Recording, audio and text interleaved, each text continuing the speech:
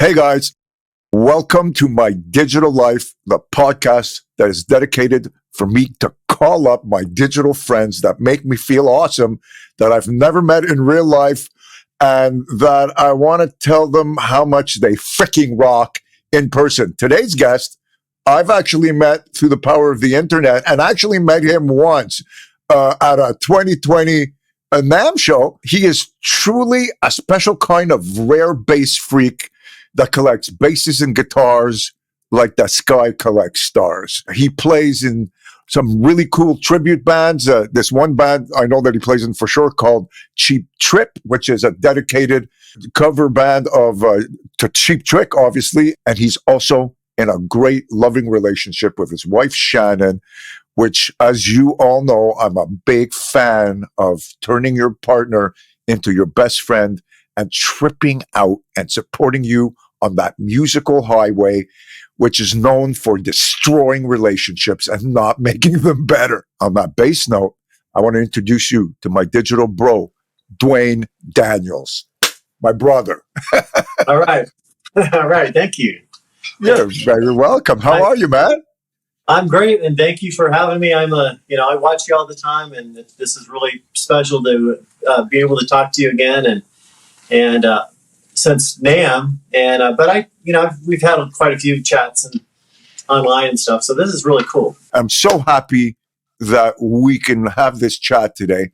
So let's start off at the beginning. Like, how did we first meet, bro? So I'm really into 12-string basses, and I have since I was a kid. You know, and I saw Cheap Trick, and I thought, holy moly! But so I started exploring, different 12-string basses and stuff, and I ran across, Matt's basses. You were like the guy for that, and so I just watched because I want, man, you do some crazy stuff with it. No one's done that before, I love the guitar string thing you do on the bass now too. That's really cool. I never thought, where do you get those strings that long? But I started watching you, and then I just started commenting, just seeing what you're doing and checking out the effects. And I do have a stack of effects, and I've tried a few that you've done too. So it's a lot of fun. That's amazing. And, I remember when I was at the Dingwall Dark Glass booth, you kind of popped up behind me at the NAMM show, and I instantly recognized you from your Facebook picture, and the vibes felt the same as our live conversations, and even better because it was real life. We're like, how fucking cool is that, man? That was cool. You're an icon. I mean, there's no mistaking you. When I saw you, I went, oh my God. And I'm like, told my cousin, come on, we got to go talk to him. So that was pretty cool. Yeah. And then what was really cool is you turned around and says, hey, brother. And my cousin says, I thought you said you didn't know him. That's how cool it was. So, well, dude, see, I have a photogenic kind of a memory for energy and for people. And I have to tell you that, it was very easy for me to remember you because, whenever I see or feel or talk with a person, like even online, if I've never met them in person, their words resonate and their values resonate with me as if I knew them in real life, because I've been on the internet from the very, very beginning of it, writing to people, trying to motivate them into like kind of positive land, sharing the possibility of how amazing people can be by just putting in the work.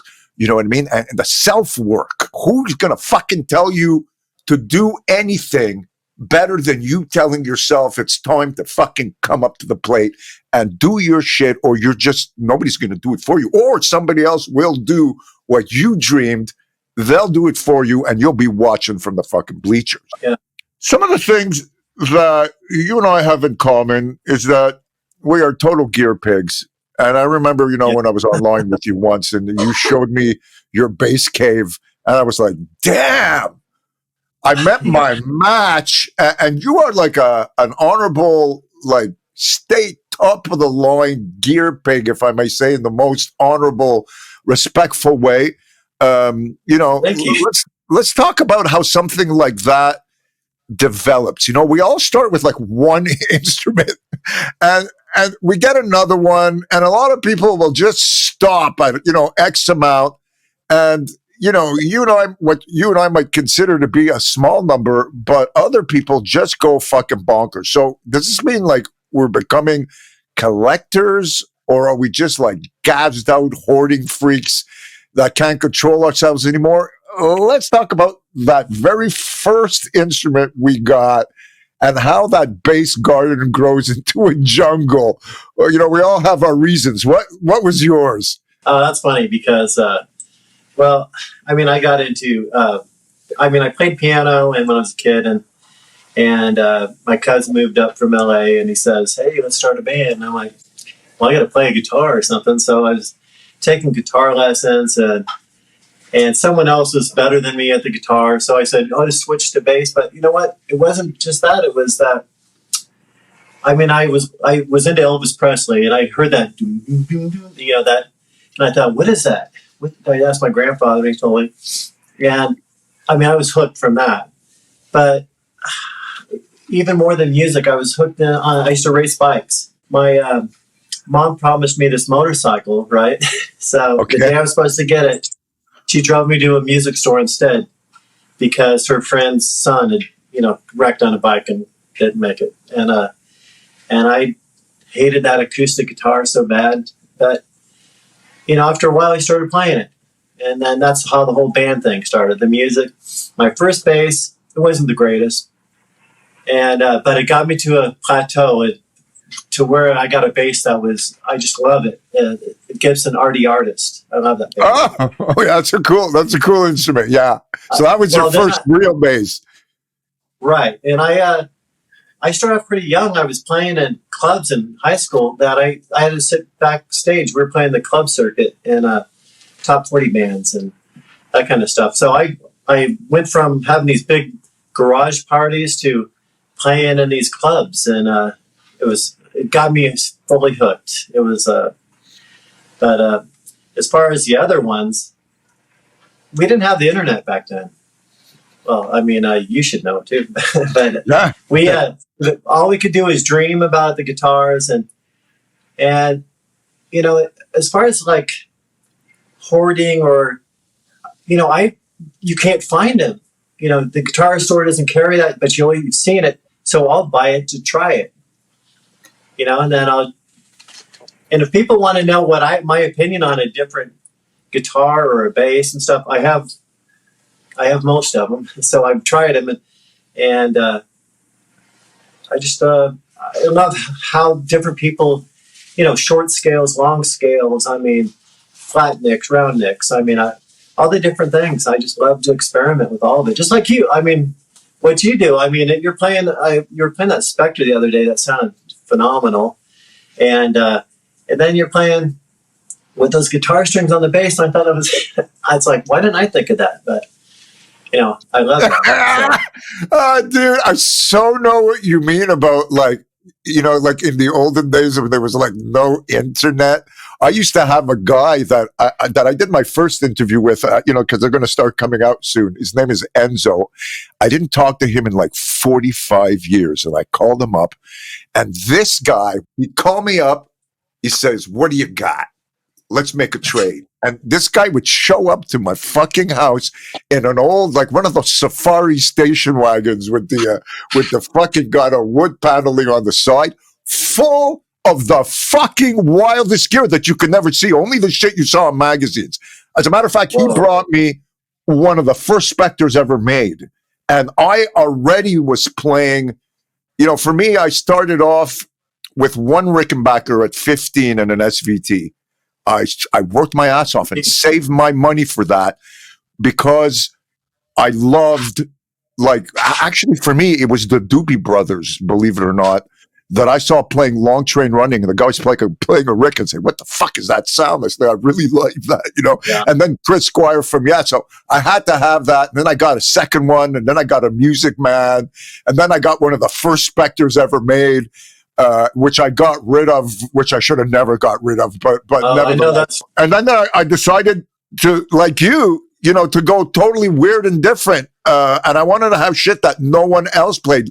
Like you, by the time I was 17, I had my first 8-string that was a Kramer XL8 bass that I saw in a little teeny tiny picture in a fucking like Cream magazine, one of those music magazines. Yes.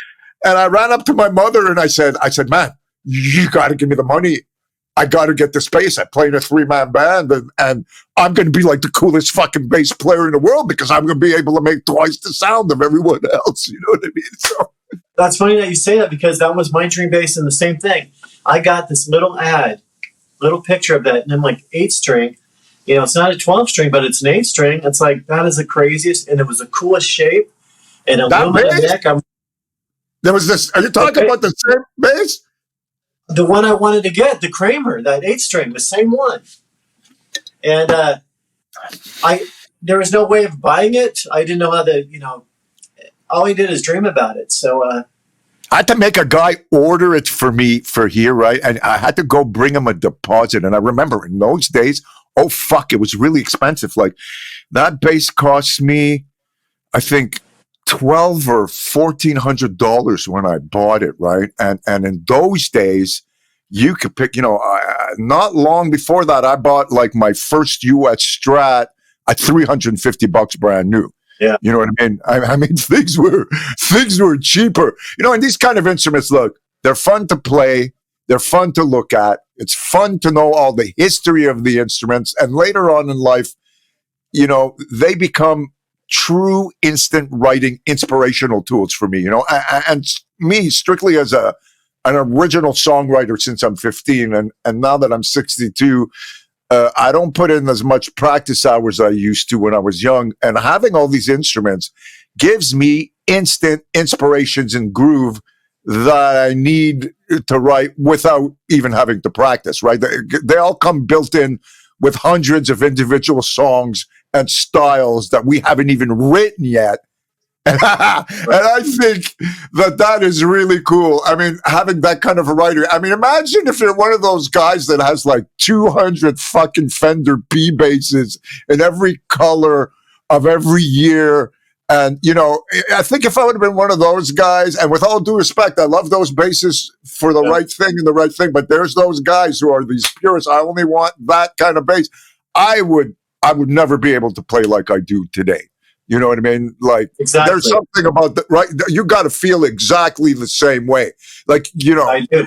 When you do your videos, I mean, I'm watching what you're doing, and I love it. But at the same time, I'm looking over your shoulder because I want to see what do you got. I want to see. It's like, what else is back there?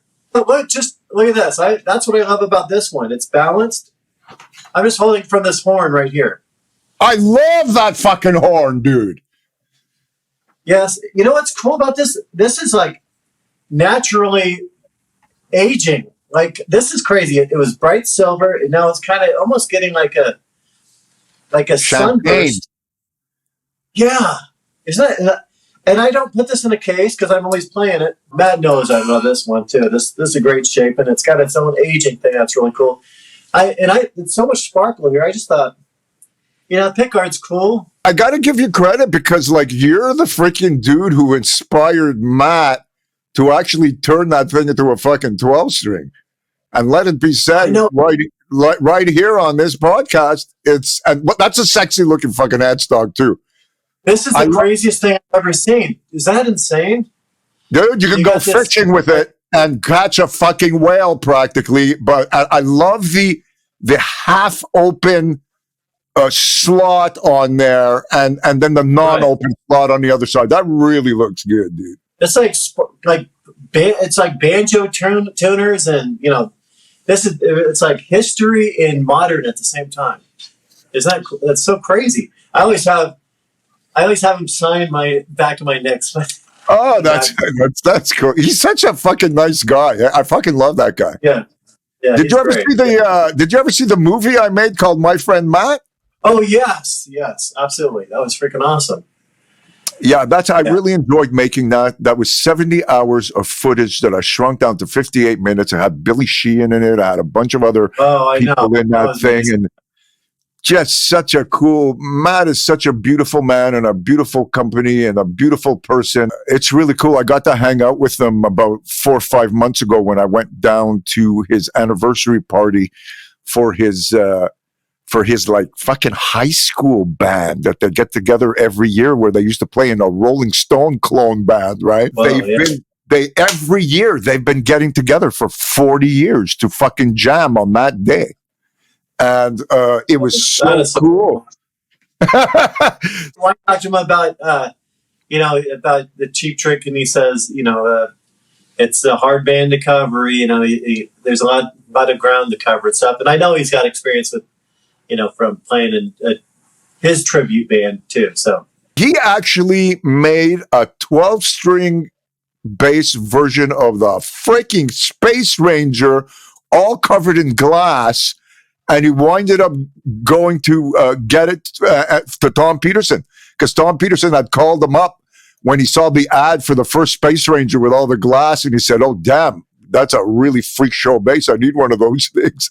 And they were actually hooked up and met, and he has that original 12-string bass that he had made. So it's really cool that we're all tied up like this. I figured, since I'm talking to you too, I wanted to let Matt know how much I love this bass and stuff.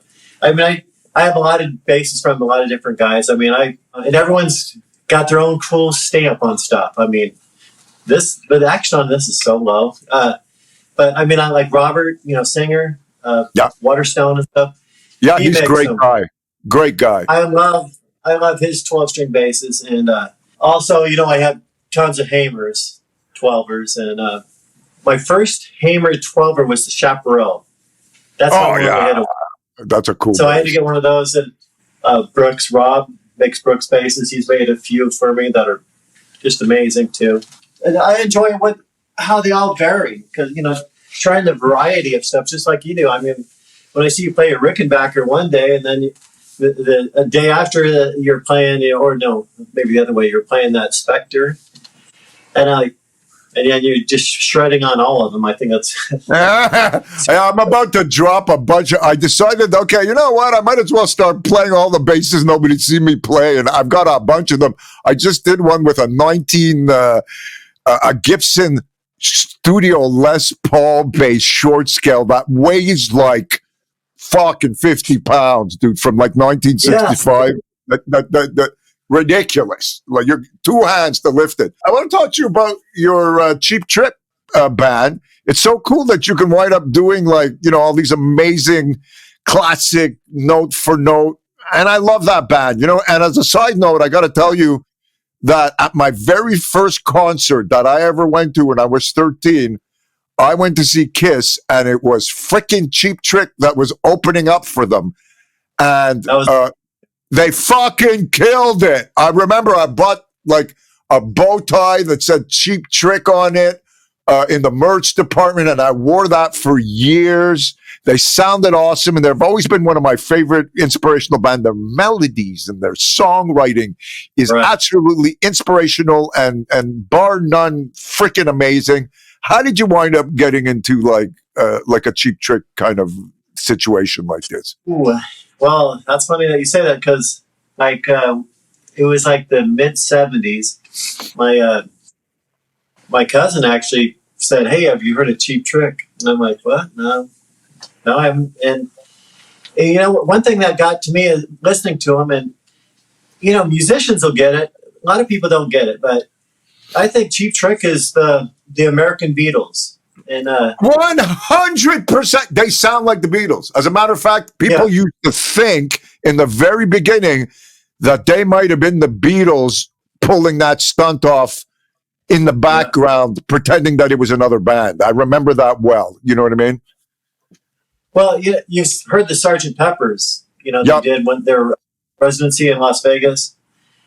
I mean, it's mind-boggling how they could pull that off so good. And I've met Robin Zander a few times, and one time he's playing the small club that we just played at recently, and I had pictures, and I was sharing, because we're playing the same club that they played in '97, and I was having signed a couple of my guitars. I used to play there all the time, so I kind of had free reign to walk around. So I walked in with a couple of my guitars backstage, and Rick Nielsen says, "Hey, those aren't ours." And I said, "Yeah, can you guys sign them?" And he's like, so they signed the guitars, and I talked to him for a while, and he's got the most amazing voice. Robin Zander. I mean, when they say 1,000, voices, I mean, he told me, he says, well, you have to excuse me. I have laryngitis. And I'm like, you just got done singing. How? And he can manipulate his voice and stuff.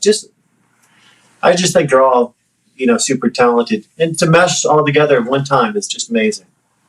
So you can see I'm geeking fan. So you go the whole 9 yards. You dress up like them. You have the same gear. It's fucking crazy.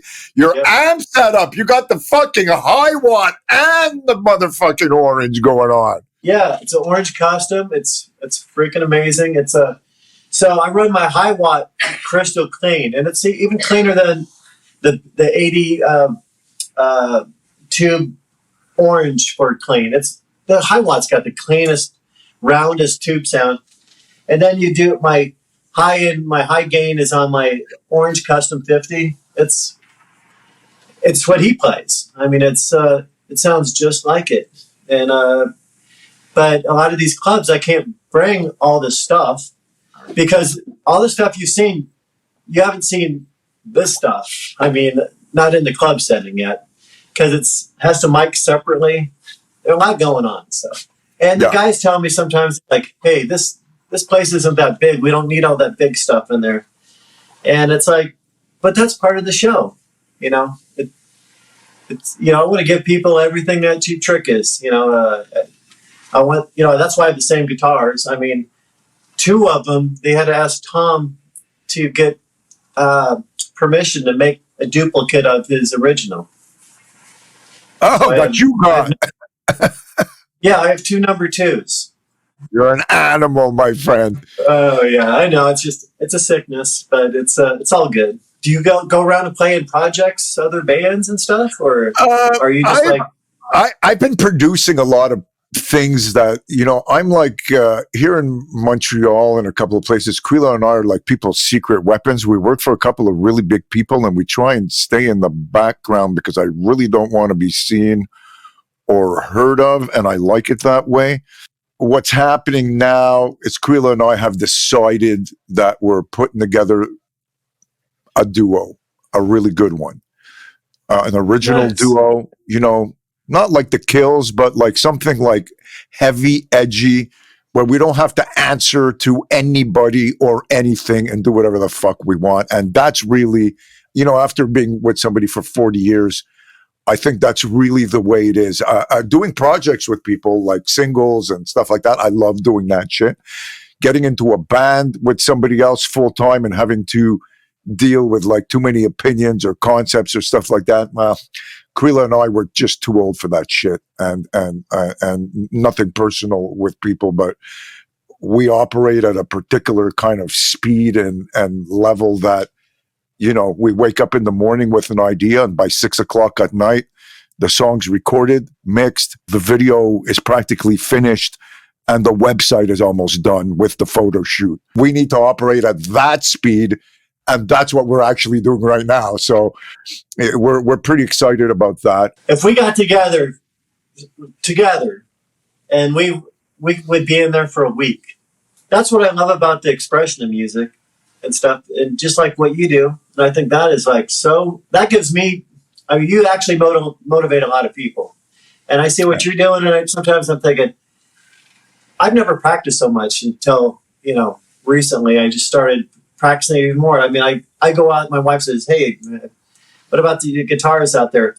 I don't put guitars in cases because I think they have to breathe. So, switching just the subject a little bit, tell me a little bit about your other part of your life, your other job. You're a builder. I've seen so much stuff that you've done, like on the net, like cool decks, renovations. Give me the scoop on that. What's up with that stuff? Well, I got an art scholarship when I was younger. I was going to be a commercial graphic artist. And so I went to school, and they said I needed to go back to JC to learn computers because I had this is like in the 80s, and that's when computers just started to get into it's just like I did architecture also. And now it's all CAD and stuff. I'm still old school. I mean, I draw my own plans. I have an engineer who just engineers them and stuff. But, I was doing construction to pay my way through school kind of thing.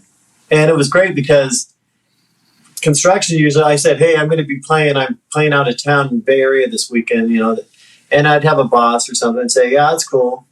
Go ahead. You need to take off Friday, So it was great. But then when I started actually trying to go into the graphic arts stuff that I love art, of course, but I realized I can't be inside a building.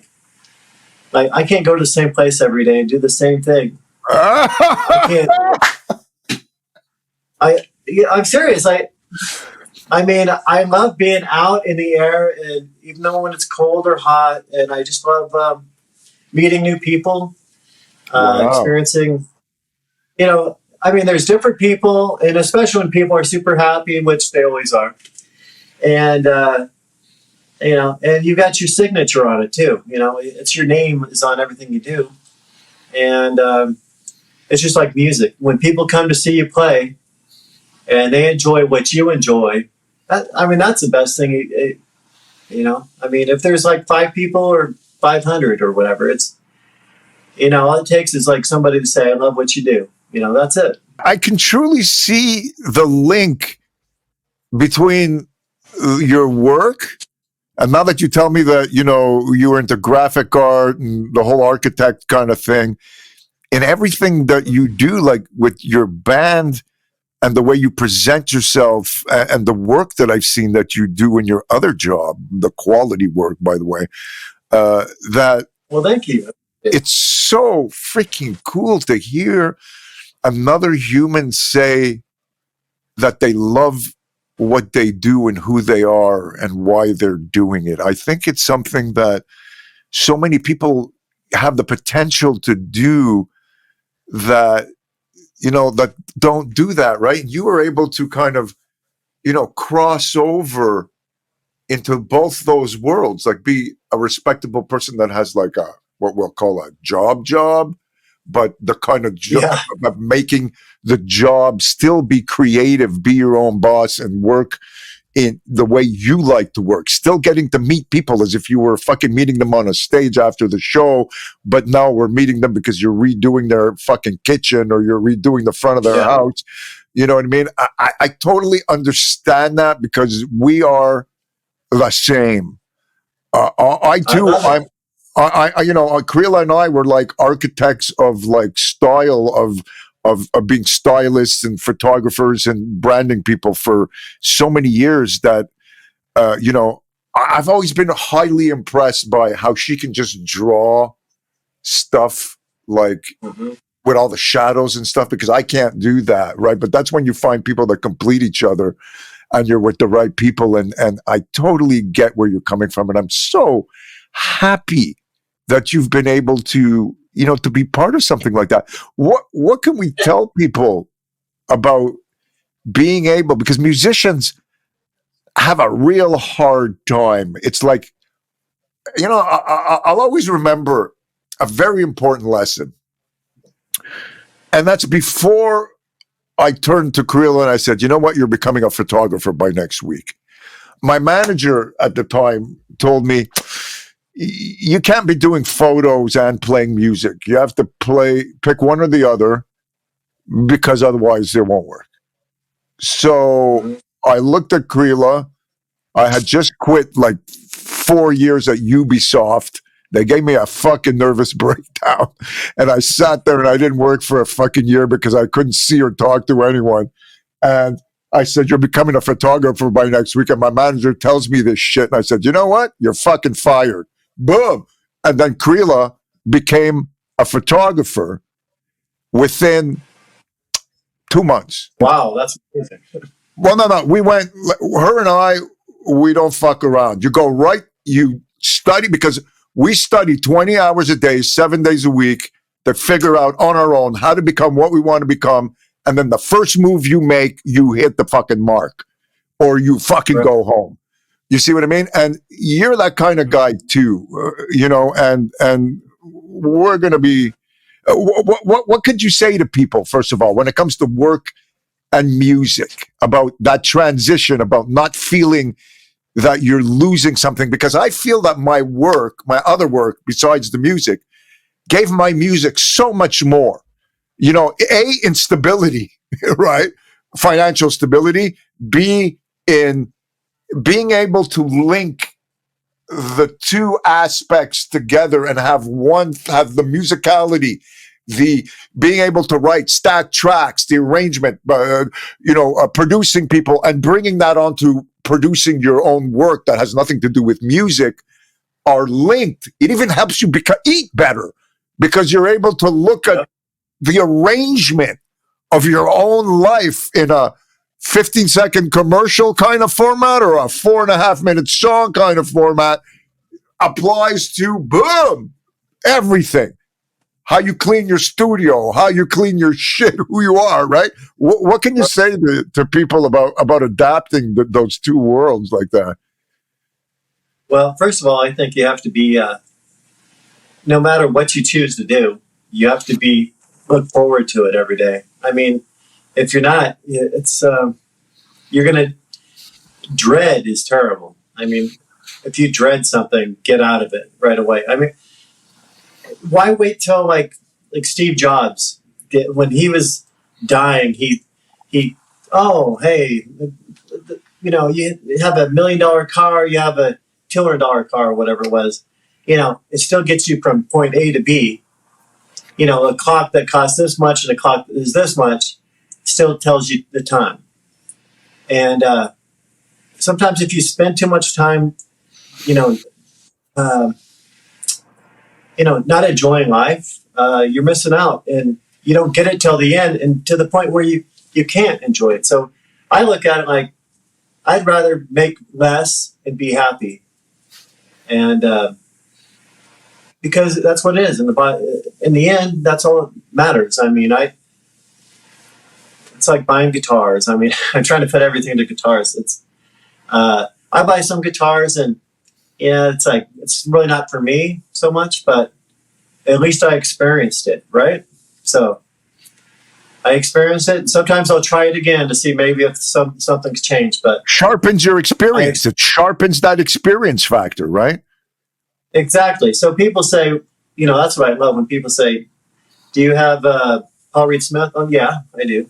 What do you like about it? I can tell them, but because I want to know why these people buy them.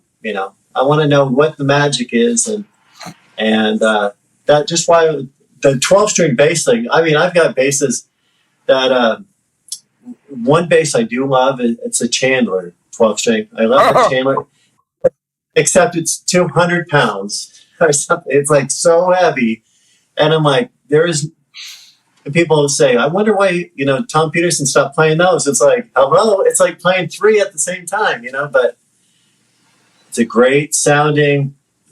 I even like the neck. The neck's kind of C-shaped, and it's kind of round and narrow, but you just get used to playing it. It sounds great. It's kind of heavy, but at least I experienced it. I tell everyone, experience everything you can, have fun, and if you have the opportunity, do it. I mean, I wouldn't miss out on anything like that. So I think you got anything you want to work for, you got to go get it yourself, because no one's going to hand it to you. So that's the key.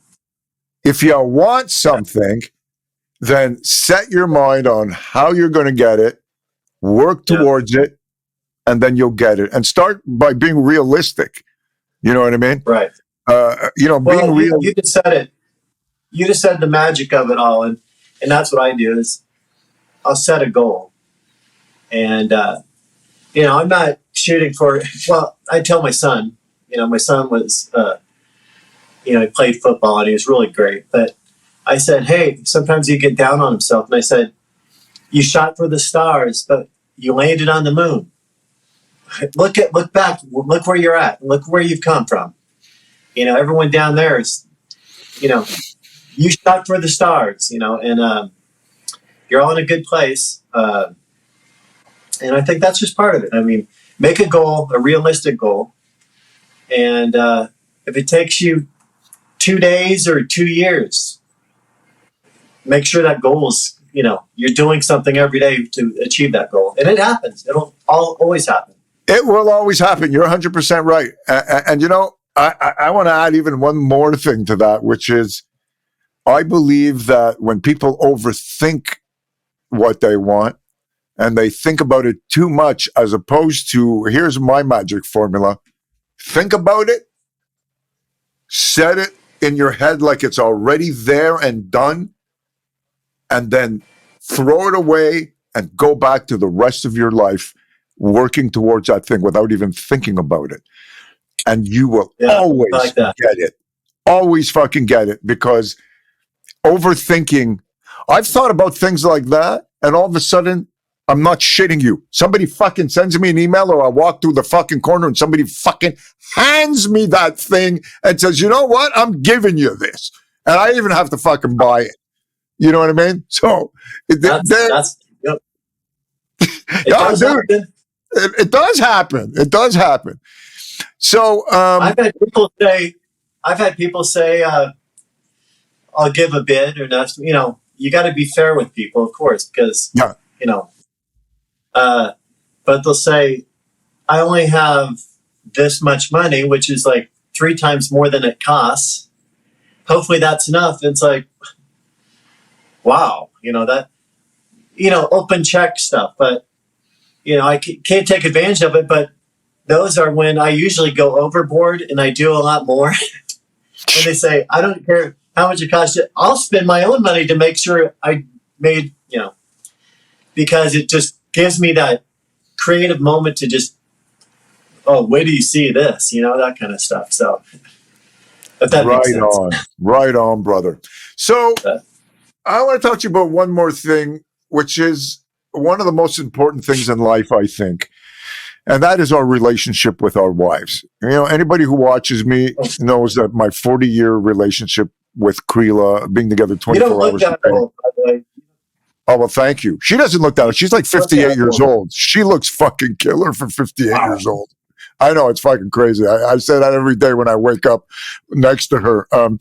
But, I consider this like my truly greatest accomplishment out of everything. And from what I've seen on your page with your wife, Shannon, you guys look really happy, in love. She looks like she totally supports you in your musical madness.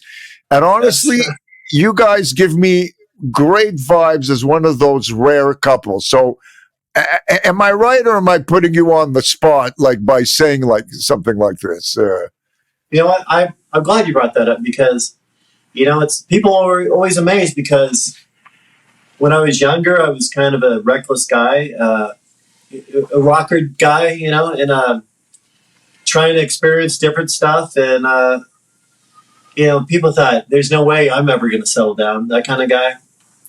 And then when I met her and stuff, I put it together. But I've always had a morality, in what I perceived as a marriage and love. And that's never giving up on someone. How long have you guys been together, and how did you meet? It's been, we've been married 33 years. I better get that one right. So, 33 years. That's good. So, okay, you're a long-time super couple. Yes. I know people are like, gosh, how young is she? Like your wife, but you look young too. But they're like, what did you do to get her? That kind of stuff. So I met her. This is great. I was working on this development. I lived in a different city, and I worked with this development who says, hey, if you want to keep your job, and I was a boss for this company, and they put me in this development, building these houses. And at lunchtime, I was with one of my guys, and we were driving to get something out of the store, and I said, oh, check that girl out. And so I said, head her off. She's going through this parking lot. Head her off, because I yelled out the window. So pulled in front of her.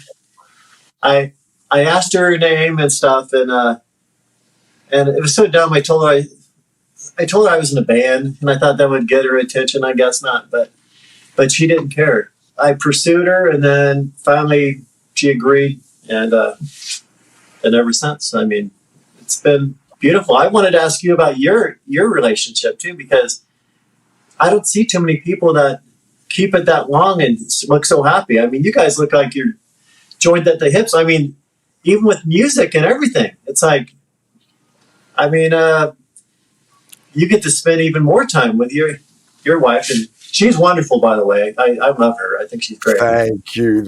She's going to really appreciate that. Well, yeah. Well, see, we're together 24 hours a day, 7 days a week. We actually trip out like we're like kind of old school best friends. We still look at each other like, like a brand new couple that's madly in love with each other. We tell each other we love each other 20 times a day.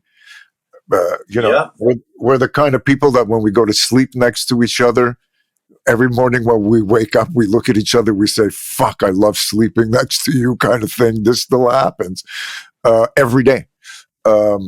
We have our fun routines that we like to do together. And I met her actually on a subway ride as I was going to work as an agent. I was 21 years old, and I think she was like 17, about to turn 18.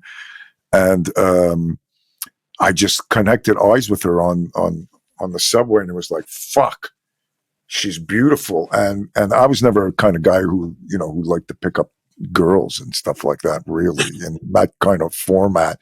So like an idiot, I wanted to say something, but I didn't. And I got up. And I'm saying to myself, I'm such a dick. I should say something to her. And I accepted that I was never going to see her again. And then as I walk out of the subway and I go onto the escalator, there she is right behind me on the escalator. So we looked at each other, we laughed.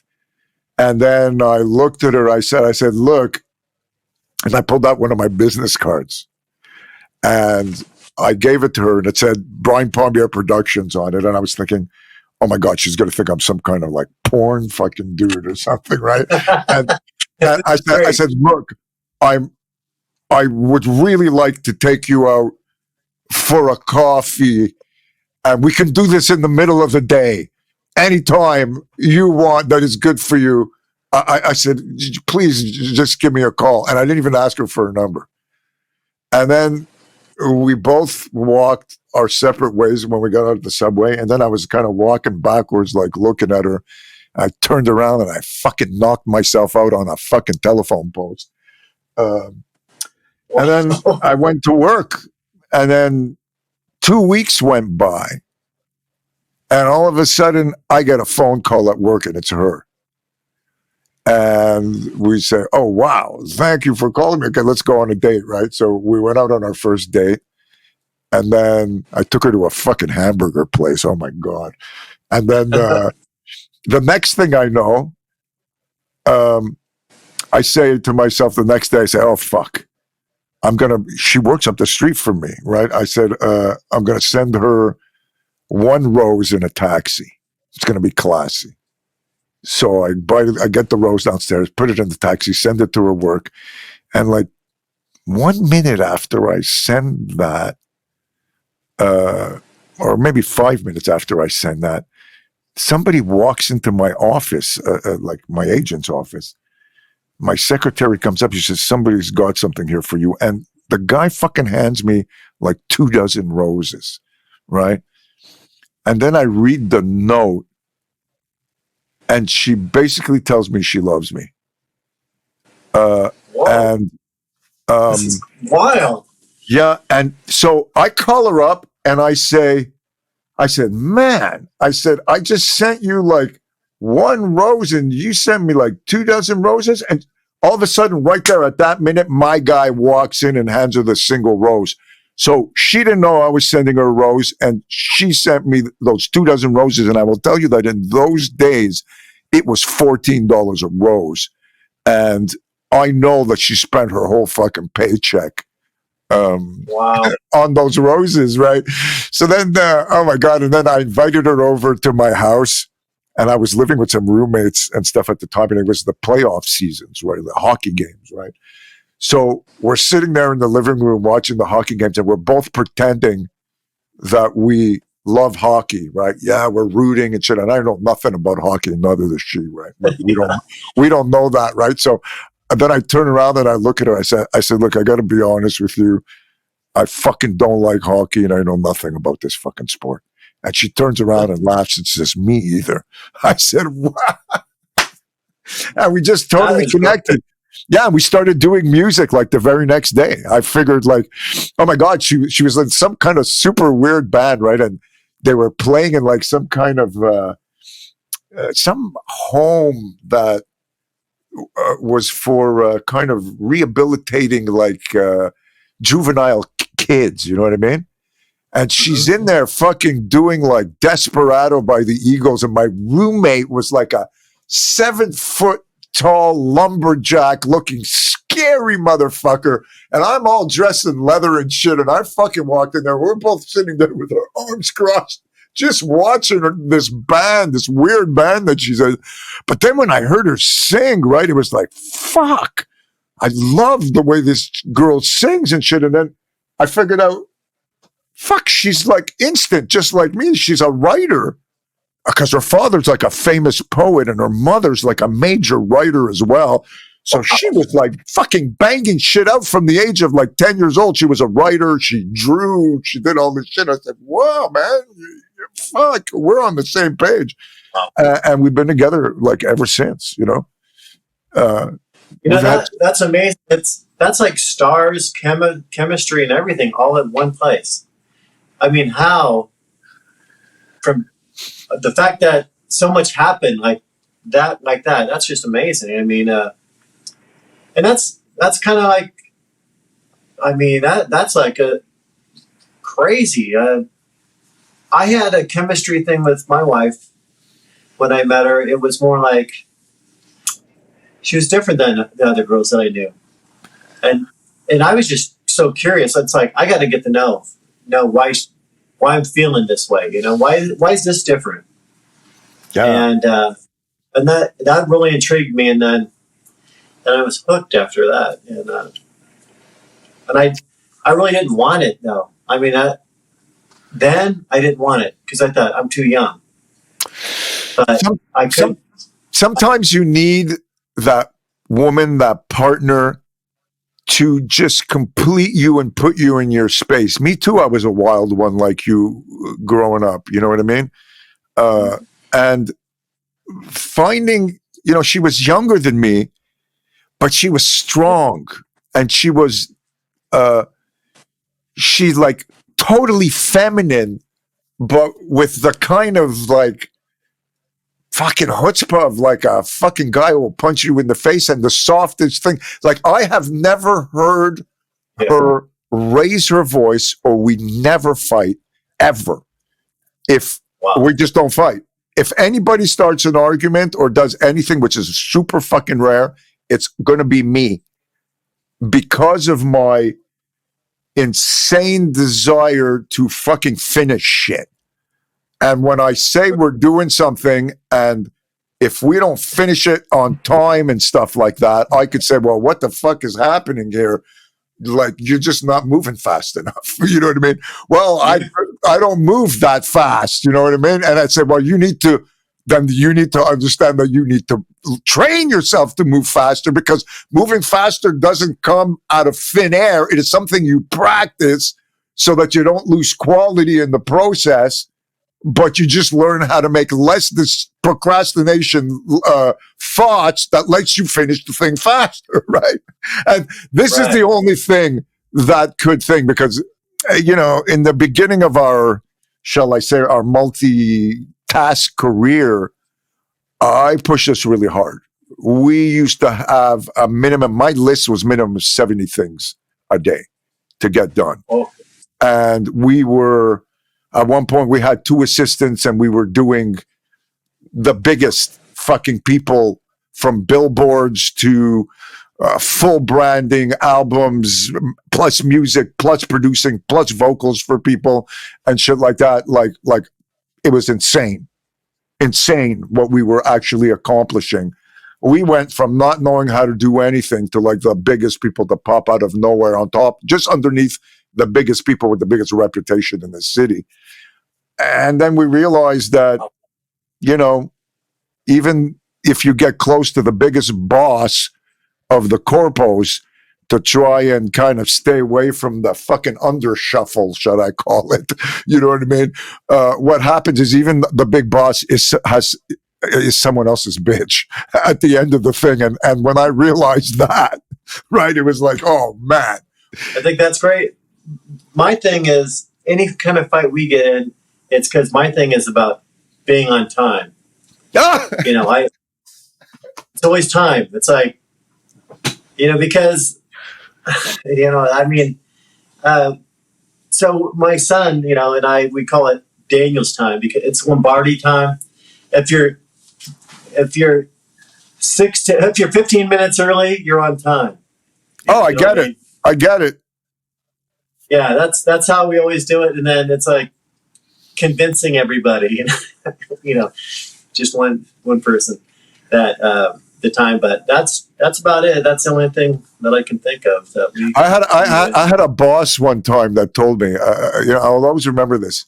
I started off as a shipper in this company when I was like, I don't know, 16. I worked there for like a year, and within the year, I had a fucking company car, expense account, and a fucking secretary right out of the shipping department. And my boss would say, you know what? You're going to be a great fucking sales guy.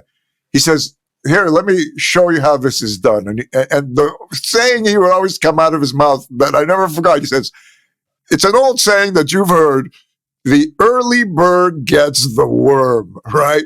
So he fucking drilled this shit into my head, right?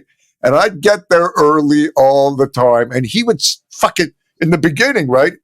I'd walk into the fucking big store where the buyer was, and I'd start talking to the buyer, and the fucking guy was standing right behind me, glued to my back. At one point, you know, so I'd start talking, and then he'd push me aside right in the middle of my words, and he'd go, I'm terribly sorry. He's a rookie. He's just starting out, and he'd look at me, he says, let me show you how this is done. And then he'd fucking go and he'd fucking tell this person this shit, right?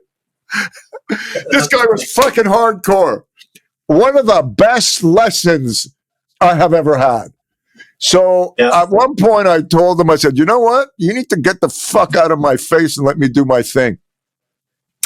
And then my first time out, I decided, you know what? I'm going to sell a huge load of fucking product in one shot to the fucking Boy Scouts of Canada.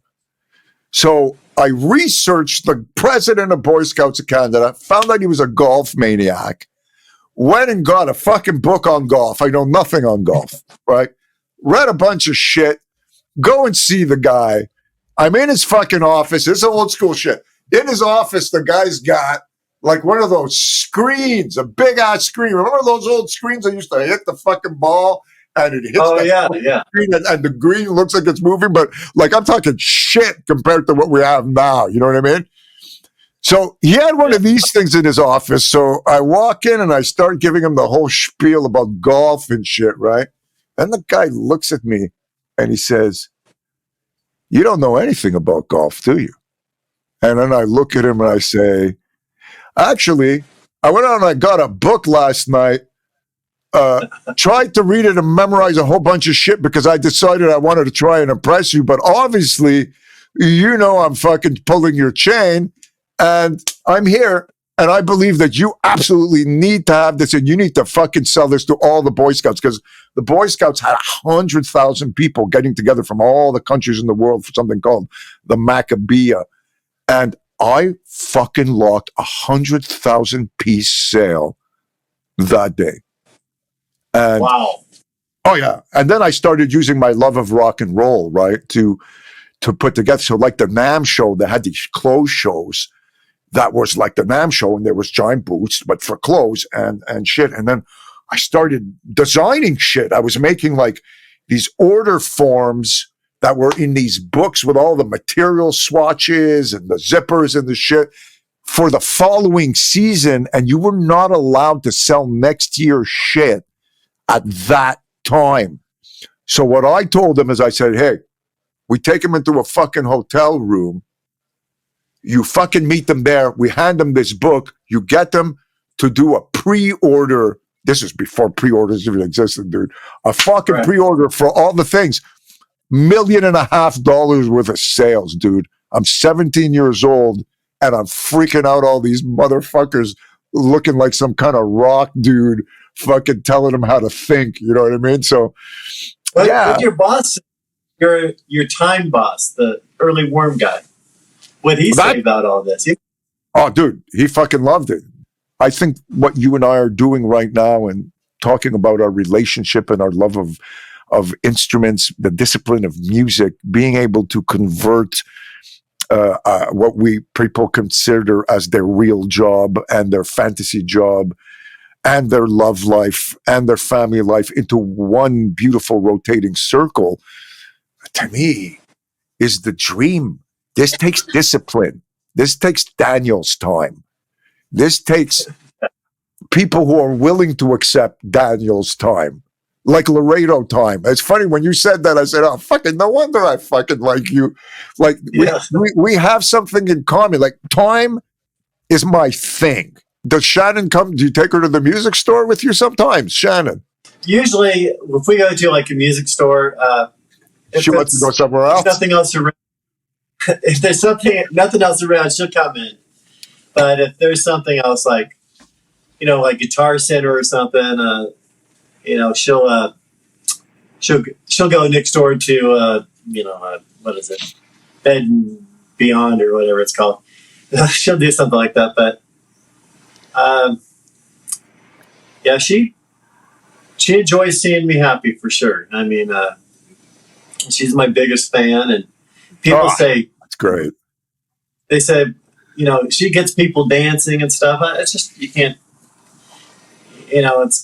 I love it. I mean, people come out there and it's funny. People say, I haven't drank enough to get up and start dancing yet. So, but she drags them out there anyways. And they're like, oh yeah, I guess this is. I saw some great pictures of her, like at some of your shows and shit, looking like she's basically like, hyping everybody up and is like fucking your fucking manager and God knows what, the way she looks happy and supporting you, and that is so cool because, a couple that one is into music and one is not into music, if they're not, don't become your biggest fan, then they can become your greatest fucking enemy. I've seen that happen so many times where it just doesn't work out. You know what I mean? We've got like Creela. I got Creela to the point where I come home with a new pedal. She will know the second I plug it in and I hit one note, she could come into the room. She says, "Oh, you're giving that pedal back." I said, "Why would you say that?" I said, she says, "I can tell you're not going to like it." You know what I mean? It's like, that's funny because she's got that secret sense. I mean, there's been times where I've headed out. I'm like, I got to go now. And I leave my job and I try to like intervene the UPS guy because the guitar's coming, right? And so I'm trying to head the guy off. And, and I've been successful a few times. And so I get back and I've got it in the back of my, I don't know if it's me or she just reads. But it's in the back of seat of my truck, and she's all, "Why are you acting weird?" I'm like, "I'm not acting weird." I'm thinking, how am I going to get this guitar into the truck and back into the studio, right? And she's like, "You're acting weird. Did you get a guitar?" And I'm like, "Oh, dude!" Oh, and I'm like, "You saw me somehow. But how do you know?" And I don't get it. And she goes, "I just could tell." And I'm like, "Where do you get this power?" I don't know. It's amazing. It's amazing the way they know that. Like sometimes we're watching a movie, right? And all of a sudden I decide that I'm going to like look to the side. I'm looking at some of my pedals, right? And it's not because I'm not interested in the movie. All of a sudden there's a thought that pops in my head and I want to see if I got the knob placed where I thought I left it, right? Or sometimes I get an idea for a riff I want to do, and I want to decide which bass I'm going to use, and I could just turn around and like look at my shit and kind of decide what's happening. And she'll always go, "Did you just turn around and look at some of your pedals, or are you looking at your basses?" Yeah. It's just like what you said. She does about the truck. They fucking know, you know. I know. They read your mind after a while, and so I've turned it around on her. I said, "No, I read your mind to try to read my mind, so I got you beat on that one." So that's what I'm using. That works pretty good. Dude, they're amazing, right? I mean, when they do that kind of stuff, I don't know. It just makes me, especially for people like you and me that are full blown gear pigs like this. Like a lot of people, they just would not be able to handle that. I really wanted people to, first of all, I wanted to thank you for your fantastic energy. And I really wanted to highlight what I believed you are as a human. And I feel that I was bang on when it comes to your values, the precision that you involve in your life. And to hear about the Daniels time thing just confirmed it even more to me that you're that much of a serious person and you understand what personal discipline is all about. And no personal discipline, no fucking cigar, people. That's just how it works. Personal discipline isn't like having an army sergeant like whip your ass and tell you what it is you got to do. It's something you got to enjoy doing so that you can enjoy your life on your terms. And that just takes discipline and respect for yourself and others. You know what I mean? And then that just comes, you know? You kind of actually said stuff out loud that I didn't really word it like that, but it made me think, that's it. So I love how you put it into words. And I love that. Very cool. Right on, brother. Well, it's always been my favorite thing to do in life has been to look at someone and highlight what I consider to be their strong points. And you have so many strong points. And thank you so much for taking the time to hang out with me today. And guys, you have been listening to the amazing Duane Daniels, my digital buddy that I met once in real life. All right. I appreciate it very much. I appreciate you, my friend. Please give my best to Shannon. Let's talk more often for sure. Absolutely. I love it.